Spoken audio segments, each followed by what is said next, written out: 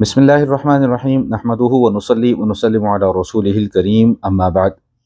محترم ناظرین، تعلیمات دین کے چینل سے میں محمد عمیر کاشف آپ سے مخاطب ہوں اور آپ کی خدمت میں سلام عرض کرتا ہوں۔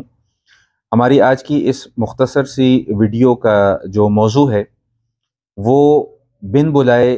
کسی کی دعوت میں شرکت کرنے کے حوالے سے ہے۔ ویڈیو شروع کرنے سے پہلے آپ کی خدمت میں گزارش ہے کہ اگر تو آپ چینل پر پہلی مرتبہ تشریف لائے ہیں تو چینل کو سبسکرائب کر لیجئے اور بیل آئیکن کو بھی پریس کر لیجئے تاکہ ہر نئی آنے والی ویڈیو کا نوٹیفیکیشن آپ کو مل سکے۔ دعوت کے حوالے سے دو پہلو ہیں جن کو جاننا اور سمجھنا بہت ضروری ہے۔ ایک پہلو تو یہ ہے کہ حضور علیہ السلام نے جو ایک مسلمان کے دوسرے مسلمان پر حقوق کو بیان فرمایا ہے، ان میں سے ایک حق یہ بھی بیان فرمایا ہے کہ اگر کوئی ایک مسلمان کسی دوسرے مسلمان کی دعوت کرتا ہے تو جس کی دعوت کی جا رہی ہے اس کو دعوت قبول کر لینی چاہیے، دعوت سے انکار نہیں کرنا چاہیے۔ اس حوالے سے علماء کرام نے بہت سارے مسائل لکھے ہیں۔ میں ابھی ان مسائل کی طرف تو نہیں جاتا، میں صرف جو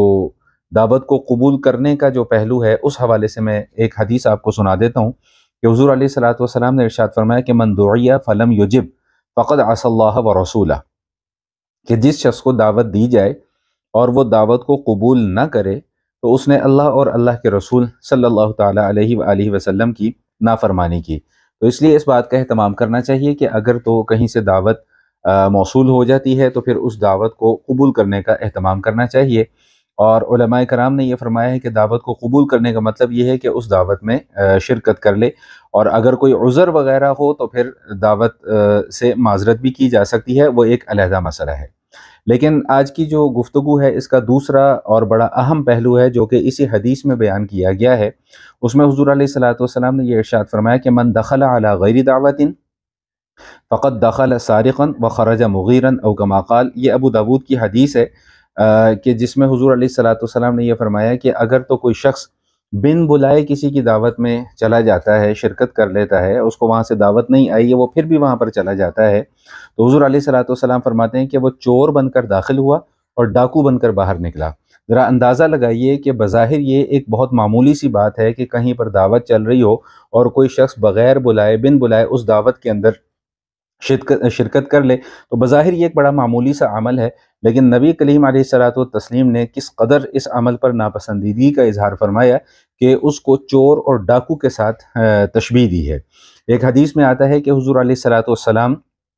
کی ایک صاحب نے دعوت کی اور کل 5 آدمیوں کی دعوت کی، حضور کو ملا کر کل 5 لوگ تھے۔ تو جب حضور دعوت کے لیے تشریف لے جا رہے تھے تو ایک شخص اور بھی ساتھ شامل ہو گیا۔ تو جب میزبان کے دروازے پر پہنچے تو نبی کریم علیہ السلام نے فرمایا کہ بھئی ہم آ رہے تھے، یہ ایک صاحب اور ہمارے ساتھ شریک ہو گئے ہیں، اگر تم اجازت دو گے تو ان کو اس دعوت میں شرکت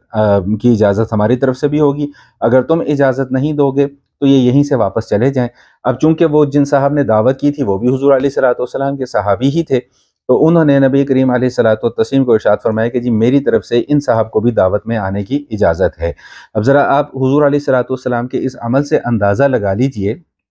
کہ بن بلائے کسی کے گھر دعوت میں چلے جانا، یعنی اور لوگوں کی دعوت ہو رہی ہو اور ایک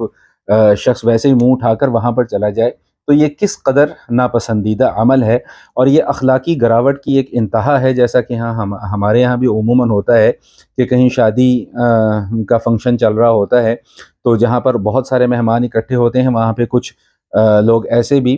بن بلائے بھی اس دعوت کے اندر شریک ہو جاتے ہیں، اور مقصد صرف کیا ہوتا ہے کہ 2-4 نوالے کھا لیں گے، کوئی 1-2 بوٹیاں مل جائیں گی، 1-2 روٹیاں مل جائیں گی، اور چند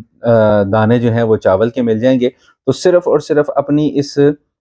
پیٹ کی خواہش کو پورا کرنے کی خاطر حضور علیہ السلام کی کتنی شدید وعید کا یہ لوگ